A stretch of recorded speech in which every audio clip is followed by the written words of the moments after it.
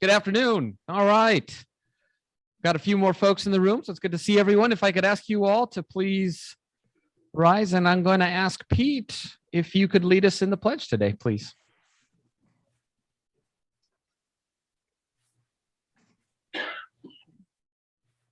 Join me in the pledge, please. Pledge allegiance to the flag of the United States of America and to the republic which it stands, one nation, under God, indivisible, with liberty and justice for all. Thank you, Pete. And I believe Kirk will be leading us today in our invocation. I'm going to invite you to be seated because I want to give a brief tribute to a great Rotarian.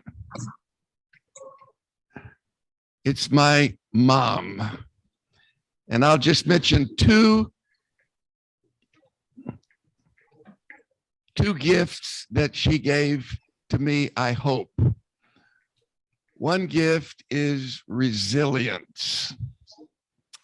I've had a pretty tough year, and my mom showed me a way to deal with it. For example, 12 years ago, her lovely home burned completely. She lost everything, all the furniture, all her 300 Santa Clauses. And I went down the next day. She said, you know what? I'm going to get me a new house closer to my church and closer to my Rotary Club. And she did, and it worked. I hope I can be resilient like her. The other gift that I've been aware of is enthusiasm. She died 2 weeks ago yesterday. And at church, 3 days later, one of the pastors got up and said, we lost the lay leader of our church, Mary Reed, who's 100 years old. And he mentioned several things she did in the church. And he concluded by saying, and she was a great evangelist for Rotary. I think he meant to say, and for the church, but he forgot that part. I hope that I can be enthusiastic for the groups and causes that I'm part of. So in light of that, I have just two verses from one of the hymns that's going to be sung at her memorial service in 2 weeks. By the way, her burial last week concluded with the four-way test. I didn't tell the pastor to do it. He just knew to do it. But 2 weeks from Monday will be her memorial service. There'll be 300 or 400 people there. That's not bad for a 100-year-old person. She's outlived her contemporaries. But just two verses from one of the songs that will be sung. You may know it. It's called Servant Song. We are pilgrims on the journey. We are travelers on the road. We are here to help each other walk the mile and bear the load. I will weep when you are weeping. When you laugh, I'll laugh with you. I will share your joy and sorrow till we've seen this journey through. Thank you very much.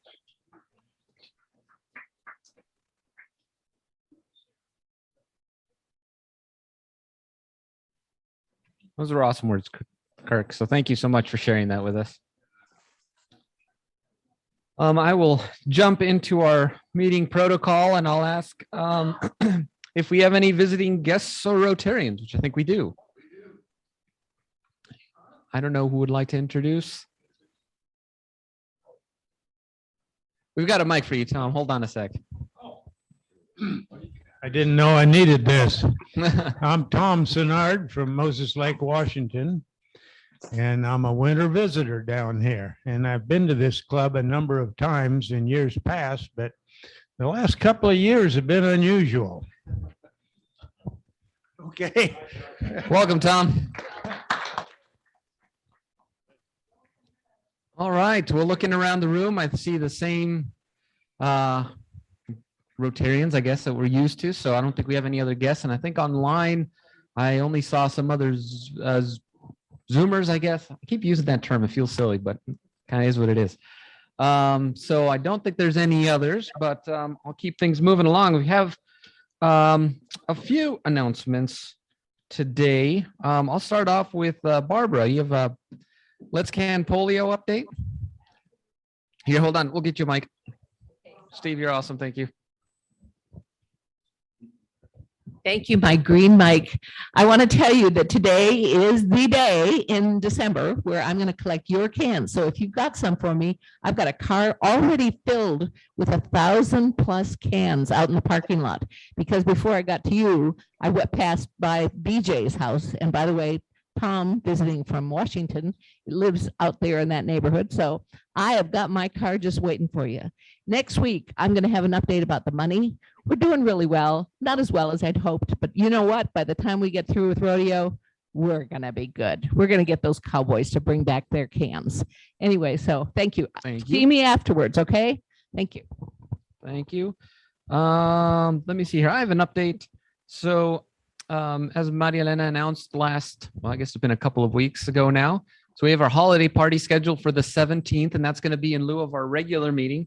So it's going to be the 17th. It's going to be in the back room, just like we've done it in the past. So it'll be about noon is when we're starting. So please come one, come all. I did send out an email, so thank you for all the replies, just so we can coordinate with the hotel. So should be a good time. And best of all, I mean, besides the camaraderie and the fellowship that we have with each other, and bring your spouses and everything, we're going to have the mariachi group from Pueblo High School joining us. So that's going to be a really, really cool show. So I'll be sending out another more formal RSVP, formal, not in wording, but just in officialness, I guess, of the count.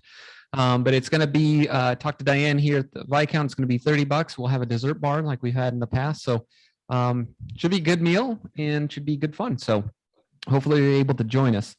Let me see here.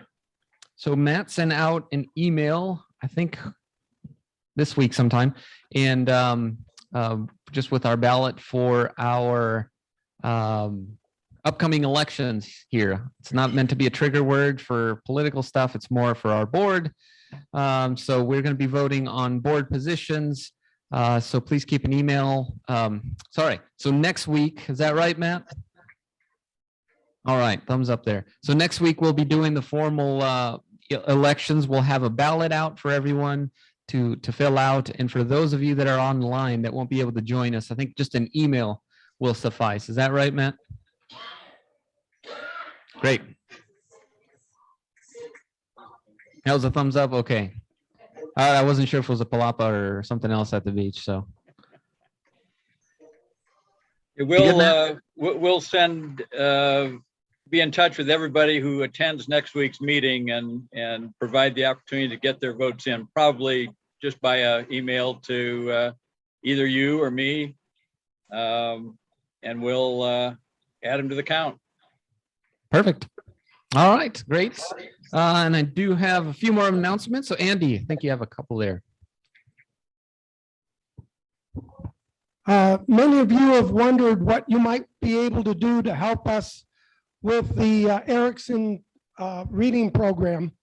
And I'm here today to tell you that in about a week, I will have almost 500 books in my garage. And I would dearly love to get those out of my garage and to the Erickson School. And so I'll be looking for volunteers of anybody who'd like to come over, and I'm making arrangements now with the principal at Erickson School, and we'll have a nice little ceremony to deliver books for the children that we're going to be working with. So there's a question there for Andy. It's, I think, 2nd and 3rd grade. So will you be sending out an email to ask for volunteers? Yes, or how? I will follow up with emails and phone calls and pleas and And, Awesome. Great. Well, I know that for the dictionary delivery, those were kind of muted just because we weren't able to participate there, but it sounds like this is going to be a little bit more hands-on. So that's exciting. Great. Thank you for that. Irv, do you have an update for us on the rodeo?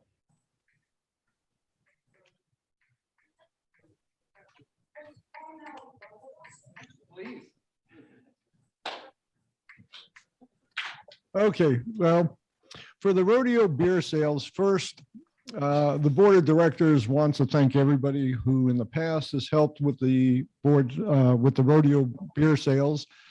I've met with a number of people. We already have a supervisory group set up. Starting sometime next week, Arturo will open up the sign up, and I really need the help of having people sign up early. The first, I should have mentioned the COVID protocols. We're going to ask people if they're going to be volunteers to be vaccinated, and Arturo will, and I will work with him, endeavor to put people together who know each other well. So that, and the example I used in an email is when Andy decides to volunteer for 5 days and Pam only for 4 days. For the 4 days, they're both, I'll put them together. Yeah, and masks will be optional. An important change this year, and I want to thank Bob Delaney for talking to, for those of you who know Tony, he was the head of the, or still is the head of the, I guess, the Corps contingent. And one of the problems we've had over the years is rotating the beer. You know, there's a little bit of a strain on your back. And for the last 20 years, it hasn't been a problem for me. But now I'm thinking maybe if I start walking like this, it's probably not a good idea.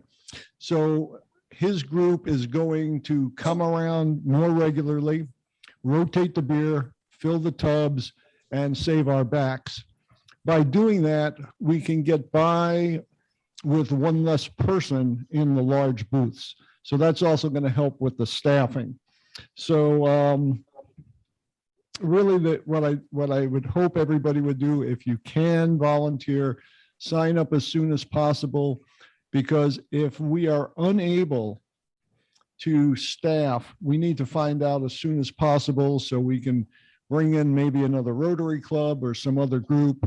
But just remember, this is our fundraiser. This is where we get the money to do what we want to do every year and help the organizations we want to help. So I'm asking everybody for their help and sign up as soon as possible, and appreciate it in advance. Thank you.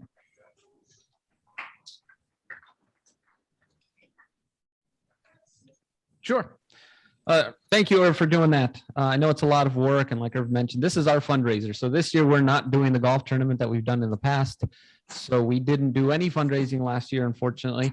So this is kind of a lot of pressure on us. And so I think Irv and his committee, Bobby D, have done a great job of trying to arrange things so that it's hopefully allows us to continue to do what we do, kind of why we're all here. So thanks, Irv, for taking that up. And yes, please sign up as soon as you can, early and often, as they say. Kirk, yes. Yeah, just a quick thing. Next week at our meeting, Charlotte Harris, whose husband, Mike Harris, now deceased, invented the ride to end polio here. She's going to be at our club. You know, we've raised $60 million over the last 11 years through this ride. She'll be here and she has a little surprise for us. So stay tuned. Trillion. No, that's a good teaser. Thank you, Kirk. So come one, come all of you on Zoom. If you're on Zoom, it's like 50% as cool. So if you can't come to in person, please do so. Any other announcements? Bobby D.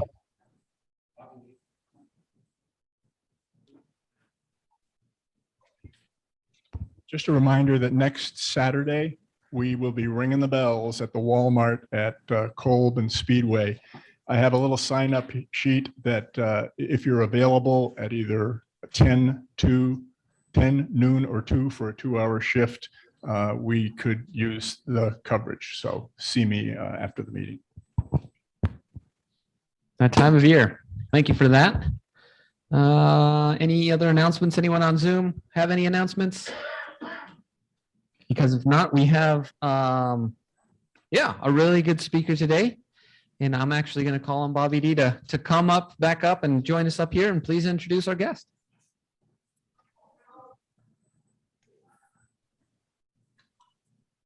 As you probably know, we have a racial justice working group that I'm a part of. And as part of that effort, I joined the NAACP, and I got to meet virtually today's speaker.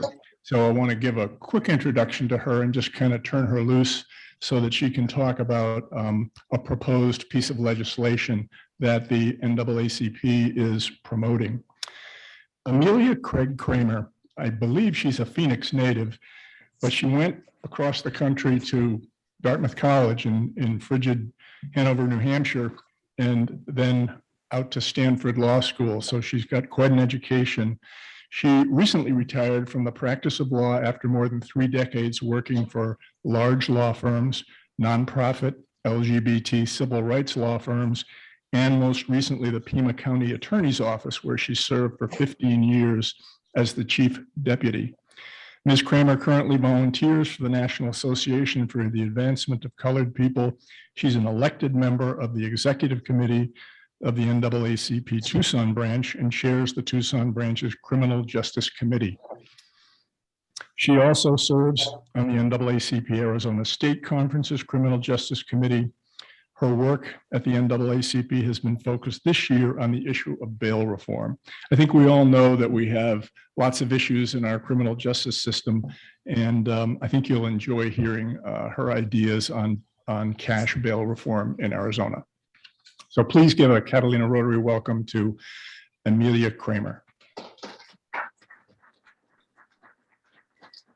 Well, hi, everybody. It's a pleasure to be here with you today. And, as you just heard, the NAACP is the nation's oldest and largest civil rights organization and works to eliminate race-based discrimination and ensure equality for all persons. And I'm proud to be a member. I'm proud to be part of the executive committee and the Criminal Justice Committee. And for anybody who wishes to join, you can or learn more about the NAACP. The local website is naacptucson.com, so you can check that out.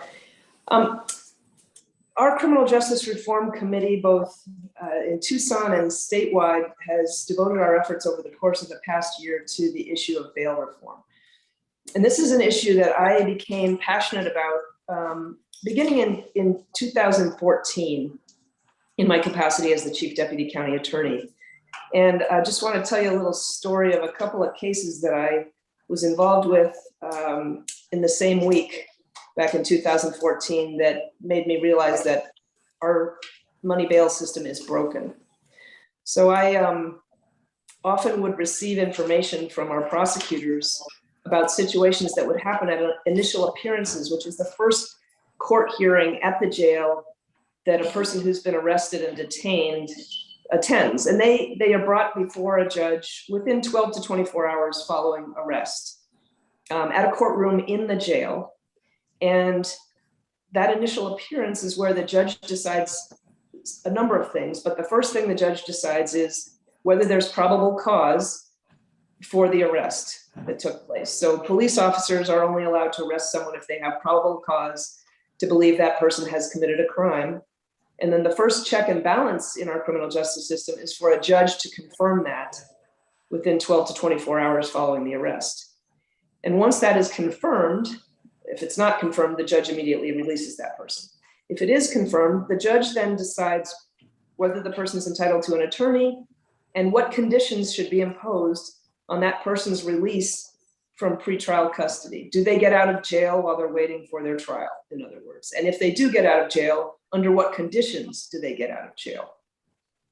And sometimes there would be decisions by judges at the initial appearance that would be viewed as problematic by the prosecutor who was representing the state of Arizona on behalf of the office that I used to work for. And so I would be told about those and try to decide what action, if any, needed to be taken. And one case that was brought to my attention was an individual from the northwest area of Tucson. It was either Marana or Oro Valley. I don't recall now. It's been 6 years, but 7.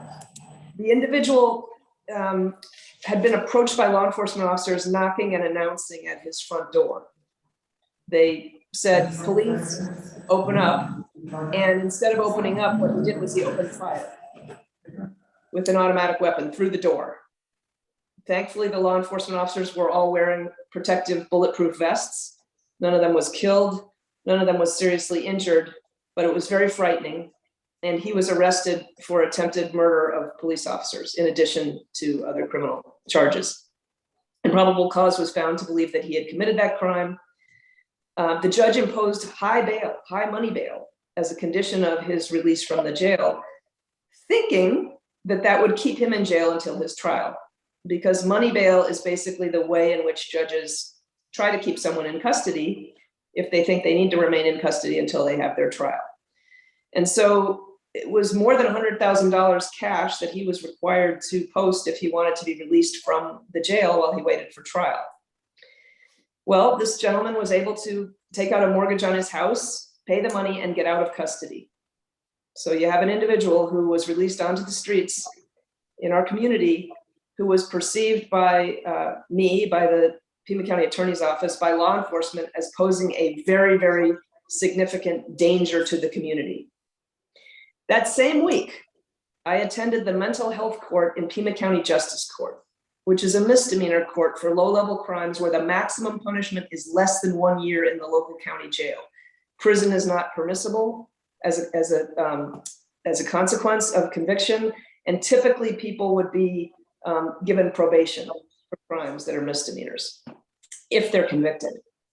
And I went to the mental health court, and there was a series of probably a dozen cases that the judge was hearing of individuals who were either came to the court on their own volition or were brought to the court from the jail. One of the individuals was brought to the court from the jail. She had been in pretrial custody in our county jail for 45 days prior to that hearing. The reason she had been taken into jail was there was an arrest warrant that was issued for her arrest 2 years previously, because she didn't show up for her court hearing after having been released from the jail. Her original underlying crime that she was charged of was stealing a candy bar from a Circle K.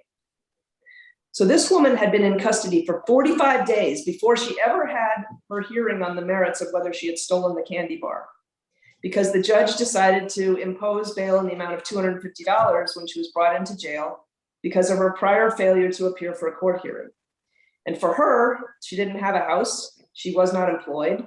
She didn't have any money. She was homeless. So that $250 bail was effectively a detention order, and she was unable to post the money, and she was unable to get out of jail.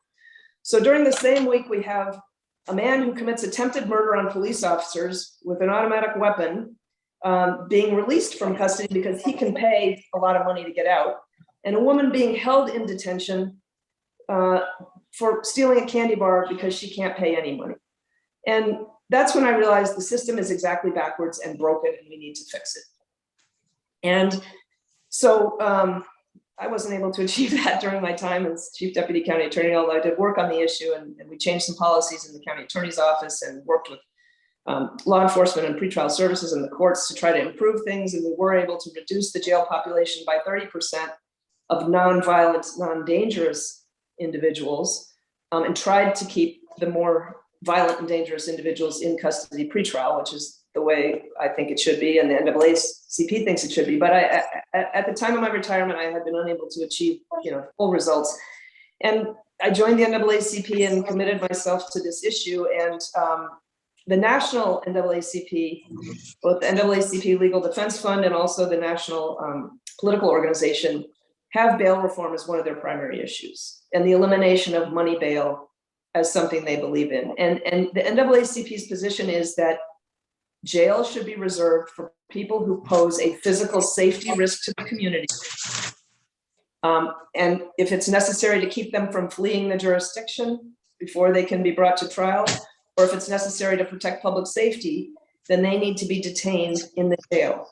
But everybody else following their arrest, when they're presumed innocent and they don't seem to pose any risk to physical safety of people in our community, needs to be out of custody while they're waiting for trial. And there are safe ways to do this. So for example, somebody who's arrested on a misdemeanor for drug possession, who's homeless and mentally ill, is probably not going to hurt a fly. Are they likely to reoffend, to use drugs again? Very, very likely. Typically, these folks are picked up in the park for trespassing after hours, for example. Yeah, likely to reoffend. And so according to a lot of pretrial risk assessments, they pose a significant risk. And so they are high risk because they're likely to reoffend, but they don't pose a physical safety risk. They pose a risk of reoffending. And a lot of those folks, just like the woman who spent 45 days in jail, are at somewhat of a risk for not showing up for their next court hearing. They may not have transportation. They may have a truck and a job, but they're not going to be able to feed their family if they don't show up at work. And so they have to choose between showing up at the court hearing and showing up at work. And if they don't show up at work, they may lose their job, lose their truck, lose the ability to feed their family. Or they may be mentally ill and suffering from substance use disorder, drug addiction, and just be incapable of getting themselves to show up at a particular place and time next week that's on a calendar. They probably don't keep a calendar and can't get themselves to show up. But are they going to hurt anybody? In the meantime, probably not. So at the NAACP, our feeling is there are better ways to get people to show up for court hearings than keeping them in jail when they don't pose a physical safety risk. Putting someone in a cage to make sure they show up at a hearing next week or 3 weeks from now, if it's not necessary, isn't the way we should be operating. And that's our position. And so what we know is that about 65% of jail inmates are held there pre-trial. In other words, they have not yet been convicted. So 2/3 of the people in our local county jail are not there because they were convicted of a crime and sentenced to jail, but instead because they're waiting for their trial. And we know that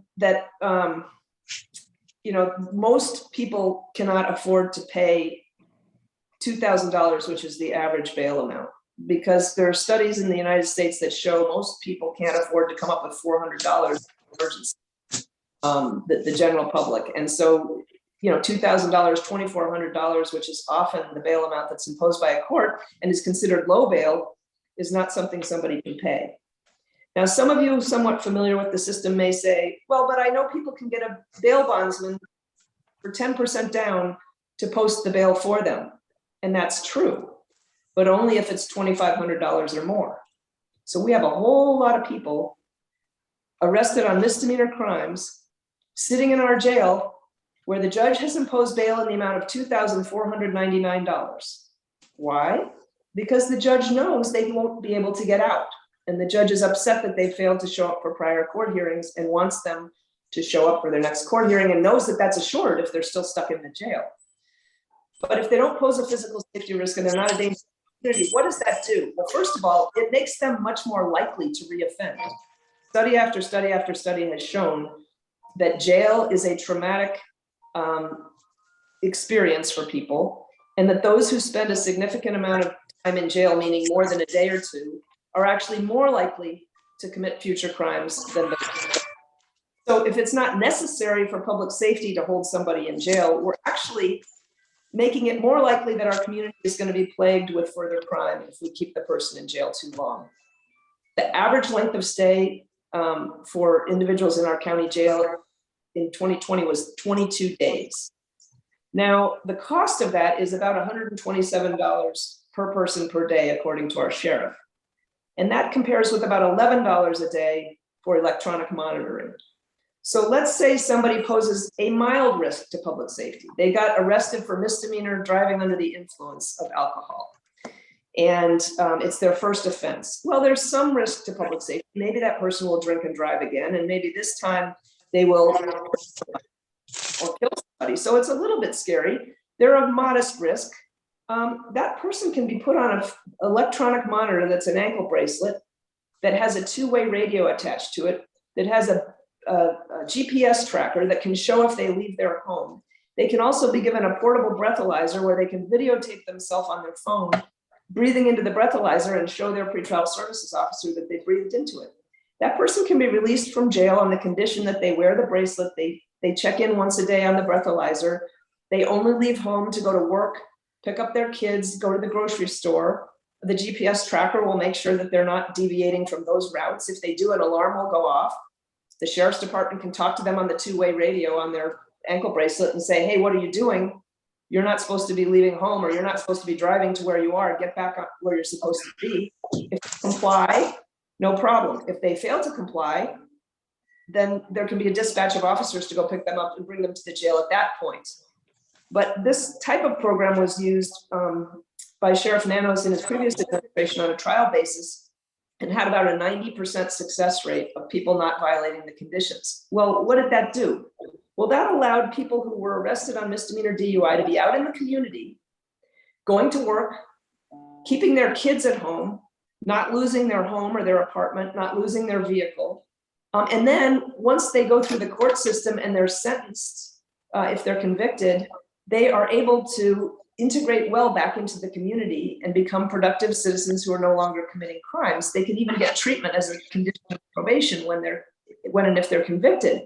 The problem is if they spend that time in jail while they're waiting for their trial, they can lose their home and their job and their custody of their kids. And then once they're sentenced and complete their sentence, their life is a basket case. And if they do suffer from substance use disorder with alcoholism, they're more likely to reoffend because their life has now fallen apart. And so we're actually creating a problem when we keep people in jail who don't pose a physical safety risk to the community just to try to get them to show up at their next court hearing. So the NAACP proposes that we eliminate money bail altogether. And this has been done in some other jurisdictions around the country. And we've looked at all the other jurisdictions. We spent about 9 months preparing a 15-page report that goes through what are the costs and benefits of bail, what's been done for bail reform in other jurisdictions, what do we recommend be done here in Arizona? And we've talked to some national experts, both on the prosecution and the defense side, and we've come up with a proposal. And our proposal is that the Arizona state constitution, which allows for money bail, needs to be amended to eliminate that. And what it needs to provide is that if there's a demonstration with evidence that a person poses a significant risk to physical safety in the community, then there should be a presumption that that person can be detained until trial. And when do we think that's the case? Well, if they've committed a first-degree intentional murder, if they've committed a rape or a child sex offense, we think there should be a presumption that they probably pose a public safety risk. Their lawyer could produce evidence to contradict that, but we think there should be somewhat of a presumption that they pose a safety risk and should be detained until the time of their trial. The converse is that if someone's been arrested for a misdemeanor or just simple possession of drugs, and there's no indication based on prior criminal activity or what's known about them that they pose any physical safety risk to the community, we think the presumption should be that they are out of custody until the time of their trial. And they will still have consequences. They will still be called to account. And if they're, for some reason, they don't show up for court for their hearing, we're not so worried about what are they going to do out in the community. A warrant will be issued for their arrest if they fail to show up, and they can be picked up again at a later date. Or if they have an electronic monitor, somebody can go scoop them up using the GPS tracker. But we're less concerned about that than we are about the financial cost, the social cost of increased criminal activity, and recidivism cost of that individual remaining in jail. So we have proposed a constitutional amendment that we are hoping will be taken to the legislature and introduced in the upcoming session and passed by the legislature. Now that won't make it into law. That would put it on the ballot for the voters to vote on in next November's election, because we think this is something that the voters should vote upon. Now, why not take this proposed constitutional amendment directly to the voters? Because that's another option.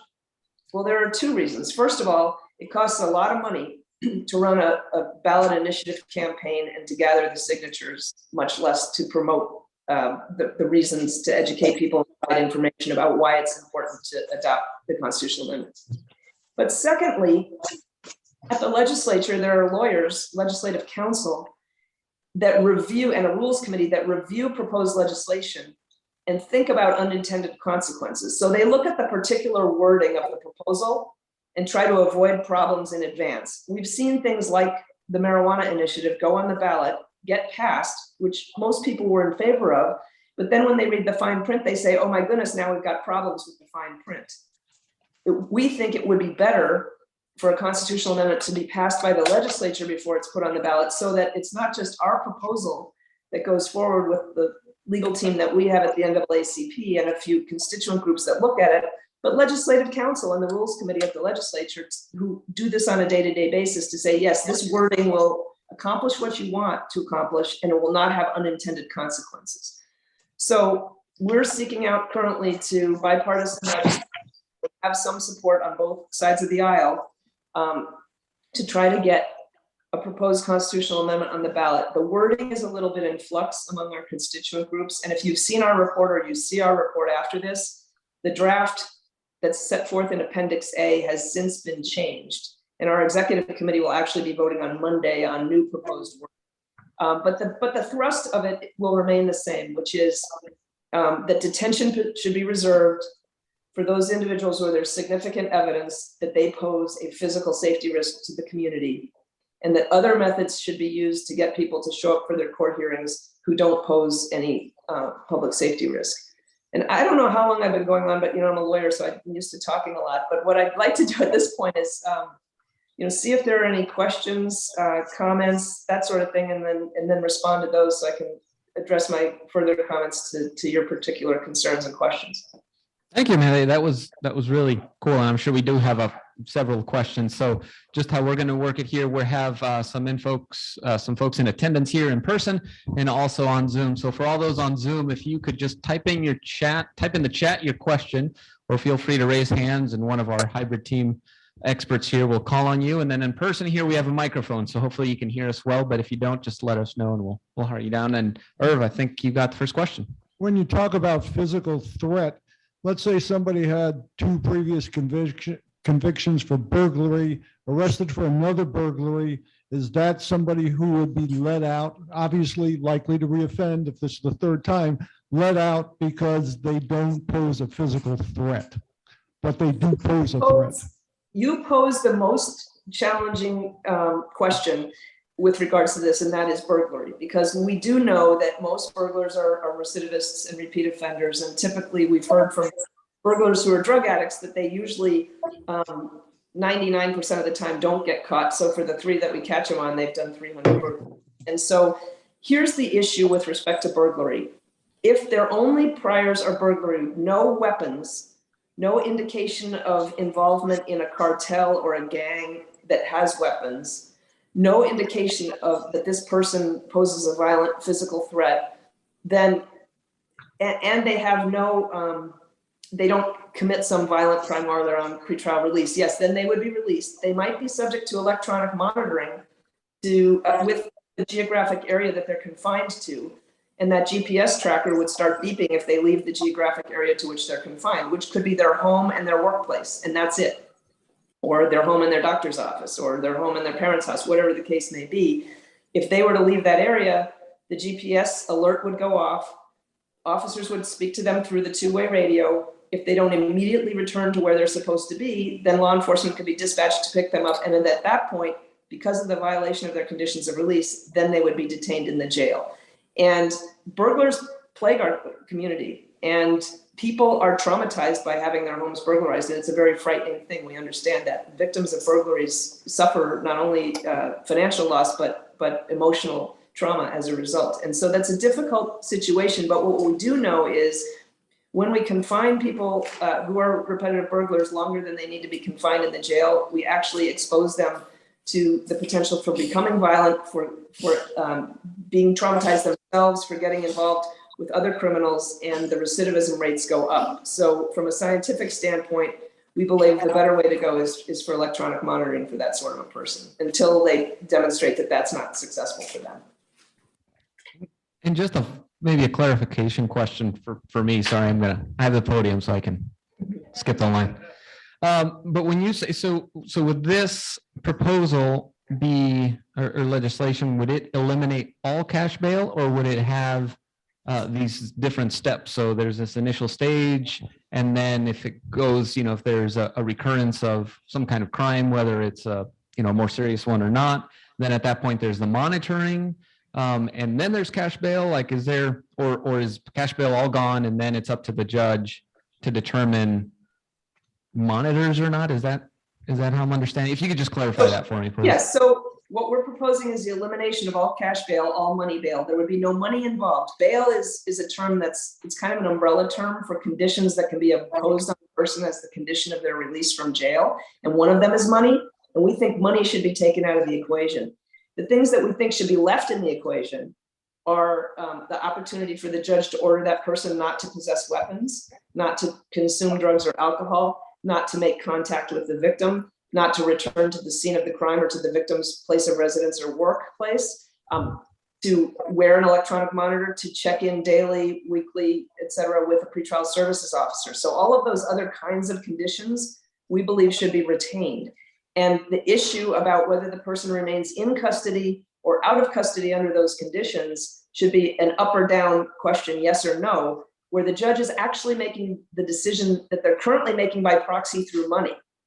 They make the actual decision. Are we going to detain the person in the jail or not? And if they get out, what conditions should be imposed? But we don't think money is helpful in any respect. We think it criminalizes poverty for a lot of people, and it allows very dangerous people to be released. We recently had a DEA agent murdered at the train station here in Tucson. He was out on bail after committing violent crimes in California. We also had a recent murder-suicide in a domestic violence case in which an individual was able to post bail on his previous domestic violence case against the same victim, and was able to buy his way out of jail and kill that woman and himself. And so we just think money doesn't make any sense as a surrogate for the real decision, which is, should this person stay in jail or not? Okay, thanks for clarifying that. Al, I think you had a question? Yes, thank you. Amelia, I actually, by this time, have about 5 questions for you, but let's start with this. Your explanation of the circumstances of people who are sort of stuck in jail was compelling, and it makes sense. It strikes me that it would also make sense to virtually any attorney. Do these people have access to any kind of legal services when they find themselves in jail? I mean, on day 1 or day 2, is the public defender a possibility here to approach the court and say, can we rescind the monetary part of the sentence? So here's the interesting thing. All felony arrestees are entitled to counsel. So they're entitled to an appointed lawyer if they can't afford one. And counsel in Pima County is appointed immediately and represents the person at that initial appearance in the jail if they're accused of a felony crime. About 80% of people who are arrested are accused of misdemeanor, not felony crimes. And there are only certain misdemeanor crimes, the ones that at common law and in England resulted in prison time, that entitles someone to a lawyer. DUI and violence typically will, but other crimes like trespassing, shoplifting, urinating in public do not entitle someone to a lawyer. And why I raise those crimes is there are a lot of people sitting in our jail who are arrested for trespassing in the park after hours, for urinating in the park. They're homeless. That's where they can go. For shoplifting food and drinks from Circle K or other convenience stores. And so they don't have an entitlement to a lawyer. And that's part of the reason why there's not some motion filed that would change the circumstances of their bail. But I also have to tell you that having been in multi-agency criminal justice committee meetings over the course of the last 6 or 7 years of my tenure in the county attorney's office, where the goal of those meetings was to reduce the jail population, I heard judges on a repeated basis say, these people are disrespecting the court. I previously ordered this person to appear and they failed to show up. This is the 3rd time they've failed to show up. And I need to impose high bail because I need them to start to respect the court, or at least hold them in jail until their hearing, because they disrespect the court. They disrespected my orders. my response to that is, Your Honor, this person is mentally ill, homeless, and addicted to drugs. They couldn't pick you out of a lineup. They're not disrespecting you or your robe or the court. They can't get themselves to show up, but jail is not a good surrogate for putting them into supportive housing. We can have pretrial services require that they must live in housing that provides treatment services. We can't force them before they've been convicted to avail themselves of those services because they've not been convicted. They can't be forced to undergo any kind of treatment like they could if they were on probation, as a condition of probation. But they can be forced to reside in housing, particularly if they're homeless. And we have agencies like Old Pueblo Community Services in our community that have bed space available. There's actually funding available. And one of the things that's happening with a grant proposal in something called the STEPS program is people who are arrested on simple drug possession charges, usually because they're found committing one of these misdemeanors. They're trespassing in the park or they're shoplifting. And law enforcement, when they pick them up, pat them down and find a baggie of heroin or meth or something on them or pills. And so charge them also with drug possession. There's now a diversion program that helps get those folks out of jail custody into supportive housing with treatment available to them and transportation available to them while they're waiting for trial. Now, it's voluntary whether they avail themselves of those services, but the condition of release can be such that they must reside in that housing or they're in violation of the conditions of release. I think that's a much better mechanism. It doesn't exist statewide. It only exists in Pima County. It's currently dependent on grant funding. There's a ton of money being saved on jail bed days because even with treatment services being provided, it's much cheaper to have a person out in the community. So to me, that's the answer. But the bottom line is, even if someone has a defense attorney who's advocating on their behalf, the current culture among our judges and mostly statewide is they want these people in custody because that's a way to get them to show up at their next court hearing. And the only way to change that is to change the law so that's not an option for the judge. All right. Well, pick up on that basis. How long does it take to get before a judge?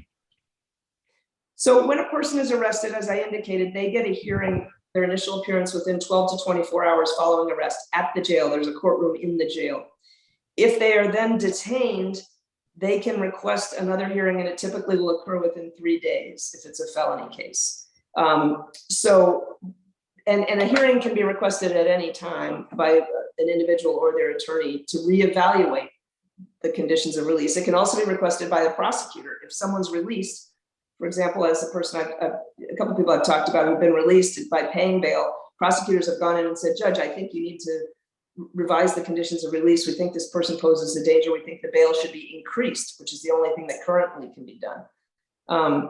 So I see somebody from New Jersey. That's one of our models. New Jersey and California are kind of the models, and New Jersey was the first state to adopt bail reform. There have been some problems with its law. One of the first problems it had was they eliminated bail for felonies, but not for misdemeanors. And the real problem on the poverty end of the spectrum and on traumatizing people that are already a basket case is on the misdemeanor end. So we want to cover misdemeanors and felonies here in Arizona. And I know this is drawing a lot of questions, but unfortunately we only have a time for maybe one or two more. Matt, I'll let you go ahead and ask away. Okay, thanks. Again, Amelia, thank you for bringing this presentation to our club. I'm sure you're familiar with the case of the guy in Wisconsin that drove into the holiday parade, killing a number of people, and of his record prior to that. Under the current proposal that you're suggesting, would a person in his shoes have been detained, or do you think he would have been released? And then after responding to that, who ends up with the ultimate responsibility to make sure that the right person is detained at the right time? I assume a combination of the prosecutor and the judge. How likely is it that the prosecutor will have all of that background information of the offender? So a couple of questions. I'll take the second one first. The judge makes the decision. The prosecutor does not. In a lot of jurisdictions around the country, and indeed around our state, judges tend to defer to the prosecutor. Not so in Pima County. And so the prosecutors who attend initial appearances have been frustrated by that, but that's just the reality about where we are. Prosecutors make recommendations. For felony crimes, prosecutors have available to them prior to that hearing a nationwide database on all prior arrests and convictions that individual has had. And there's also an Arizona database that will show both felonies and misdemeanors. And the law enforcement agencies that make arrests typically send a detective. At least the Tucson Police Department and the Pima County Sheriff's Department trade off, and they have a detective available at initial appearances who can also follow up with the arresting officer or gather more information from police databases if need be. There's typically sufficient information available. One of the problems we see in the system currently is that these hearings take place at an average of 30 seconds to 1 minute per arrestee. They should probably be 3 to 7 minutes minimum. But prior to the hearing, there is a significant amount of research that's done by the prosecutor's office, by the Victim Services Agency, gathering risk assessments. The pretrial services agencies in Arizona are divisions of the court, and they also do question the arrestee, and they also gather information that they have from court records. So there's a significant amount of information available typically at the time of the initial appearance. It's not perfect, it's not what you would have at trial, but it's a good amount of information. The thing in Wisconsin, you know, the prosecutor recommended low bail and the judge followed that recommendation. And, you know, that's a case where the type of crime would indicate that there's the type of prior crime, which was trying to drive at somebody and potentially trying to kill them, is the type of crime where it would be up to the judge, if there was clear and convincing evidence here under our proposal, that individual posed a risk to public safety, which is the issue the judge would be considering. And if they found the answer was yes, they would have been able to detain that individual and not allow him to get out into the community to drive again and drive into those people. And what we think is the most important here under our proposal is, let's not talk about how many dollars should the guy have to pay to get out. The question should not be, what's the dollar figure we're talking about here? The question should be, does the person need to be in jail or not? Let's focus on the actual question. And that's one of the problems with the Wisconsin case, is they were focusing on some dollar amount, and to different people, dollar amounts mean different things. And that individual was able to pay the money, got out of custody, and killed a lot of people. And it's not the only instance we have. And unfortunately, there are too many of them here in Pima County, as well as other parts of the country. All right. I think, Tony, if I can give you the honor of the last question today. I'll try to make it a quick one.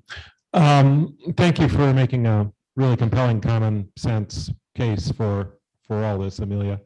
But I can't help but wonder, living in Arizona for over 30 years, changes to the state constitution are a really big deal. They don't happen very often. And I can't help but wonder what's really the political appetite in our legislature for making this kind of a change. Because I can imagine a bail bonds political action committee falling out of the sky and running all kind of a negative smear campaign about, you know, the legislator voted that drug-addled robbers can now come into your home whenever they want. So, you know, how is this really going to happen? How's it going to get past the legislature? Well, that's my question to you all. So we're going around presentations to different Rotary clubs, different organizations. There's a public forum simultaneous to this for people in the community throughout the state. There's another one Sunday, another one the following Tuesday. We've talked to some legislators. We've got some interest in them running the bill. There's some potential that it could get passed and get on the ballot, and then there will be millions of dollars by bail bondsmen wanting to keep their jobs intact, and potentially folks from out of state who oppose bail reform on both ends of the spectrum, but are predominantly supporting bail bondsmen that will come in. And so it will take, time and money to do it. But here's my attitude. I've been involved in legal changes throughout the course of my career. And if something needs to be done, I'm an advocate for trying to get it done. And it's important, and this is necessary. And so I'm not deterred by the fact that it may not be easy, and I hope you won't be either. And I hope you'll get behind this and help support it for us. Well, I think just maybe as a follow-up to that, I know that there's several more questions, and just looking around the room, probably some more interest in that. So I don't know if maybe we can communicate with Bobby D, and just maybe having some information sent to you to then forward to Amelia, and maybe we can continue the conversation, whether it's email or future presentations. But thank you so much for joining us today. This is a really interesting topic, and we appreciate your work in the community. Obviously, keeping Pima County and Tucson safe is a big part of what you're doing. So thank you for doing that. And just as a little token of our appreciation, Rotary International is dedicated to the eradication of polio. And so just in your honor, as a sign of, as a way to say thank you, we're going to be inoculating 10 people against polio around the world, just in your honor. So thank you so much for joining us today and for all the work that you do. And I hope you have yourself a good rest of the Friday, good weekend. We're going to continue with a few other shenanigans here. So you're more than free to join us, but feel free to exit Zoom if the timing's right for you. But thank you so I much. will. Thank you. Appreciate it. All right. All right, Bobby D, Mariana, that was a good one. I think that there was 5 more questions, at least that Al had, or 4 more, and I know that there's a few online. So appreciate your patience for those online. Obviously, a pretty interesting topic. So if you do, I know I saw a few comments on there. I don't know if those can get emailed over to Bobby D or to someone here so that we can maybe follow up on those questions for you. So, all right, well, don't have a ton of time, and I'm going to, again, being at the podium, I can do whatever I want. So I am right. So Matt had sent, so I'll close the meeting with this. I'm going to dispense with Queen of Hearts and Sergeant at Arms today, so my apologies. I know that there's some excitement about the raffle every week, so please, keep the money coming in. We'll do it again next week. But this week, Matt had sent out an email earlier to the membership about one of our own, Jerry Toll. He had been a longtime Rotarian. Unfortunately, just because of the circumstances of, well, the last year or two and everything, I didn't really have the pleasure of getting to know Jerry very well. So I figured I would read an obituary. I think they're found online as just kind of a way to close the meeting, to show appreciation. Jerry's a longtime Rotarian, is my understanding, and I'll leave, well, maybe, I don't know if anyone wants to say a couple of words about Jerry's involvement with the club over the years. I don't want to crowd the mic here, not having known Jerry. Okay. All right. So yeah, so I'll just read the obituary and then we'll close the meeting. So Jerry was Tucson, Arizona, passed away peacefully on October 20th, 2021 in Tucson after a short and sudden illness, surrounded by his loving family. Jerry was born on September 28th in 1933 in Douglas, Arizona. After having moved to Tucson, he attended Blenman Elementary, Doolin Junior High, Tucson High School, and was a proud graduate of the U of A. In school, Jerry was an exceptional athlete. At Tucson High in the early 50s, he lettered in baseball and basketball. He pitched for Tucson High in 3 state championships and was all-state. While attending the U of A, he was a 4-year baseballer. He was a lefty pitcher and was fortunate to go to the College World Series with the Cats. He then went on to pitch in the minor leagues in 1956 for the Tucson Cowboys. He was a member of the Sigma Chi, terrible at the Greek fraternity. Thank you. And participated in many student organizations. While at the U of A, he met a sweet girl from Cottonwood, Arizona, Joan Murchik, I think. They wed in August 1958 and went on to have 2 children, Bill and Brenda. They were married for 63 years. After graduation, Jerry was in active military service from 1956 to 1958. He served as a captain at Fort Knox, Kentucky. He then continued in the reserves and was honorably discharged in 1968. After his military service, he worked for the purchasing department at the U of A, and then he spent a good portion of career in sales and as a manager at Van Waters and Rogers Scientific Equipment. Later, he owned his own printing company, Pride and Graphics. His love of sports and competitive nature continued throughout his life. He was one of the leading amateur golfers in Tucson, winning the 1963 Rudolph Men's Championship and multiple wins in the Citizen Cup Golf Championships. He served at the Tucson Bowling Association board and was among the top bowlers in Tucson from the 50s to the 90s. He was in the Tucson Bowling Hall of Fame. He coached Little League and youth football for years. He was honored to be inducted into the Pima County Sports Hall of Fame. He became a member of the Tucson Country Club in 1965 and could often be found there perfecting his golf game. Jerry was an avid bird hunter. Over the years, he enjoyed training his beloved Brittany Spaniels and German short-haired pointer, and also competed in field trials around the state.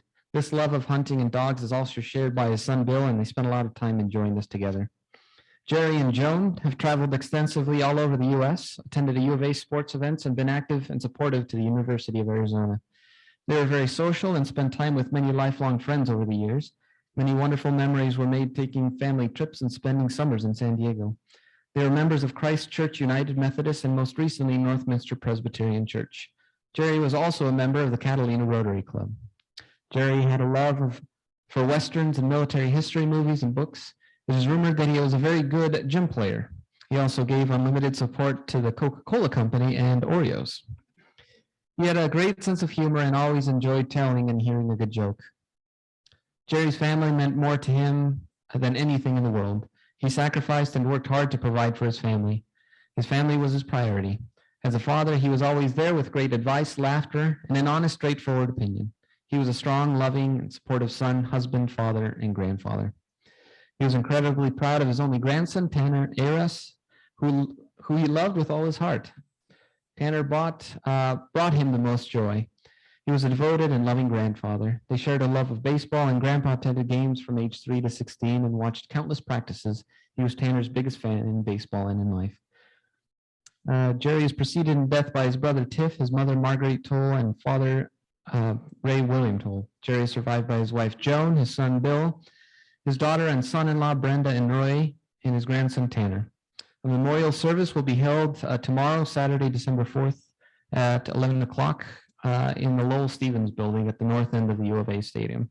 Parking is in the Cherry Street Garage for all those that are wanting to attend, and the services for under Brings Broadway Chapel. So a little, a lot of detail there. So I feel like I know Jerry a little more than I did yesterday, but thank you, Matt, for bringing that to our attention.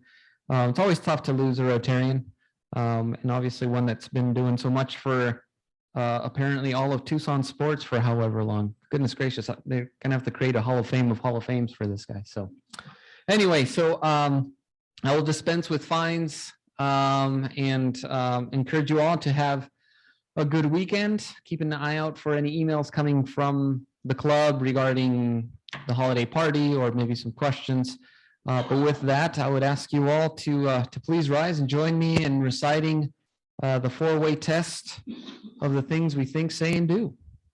First, second, concern. Third, will it build goodwill and better friendships? And fourth, will it be beneficial to all concerned?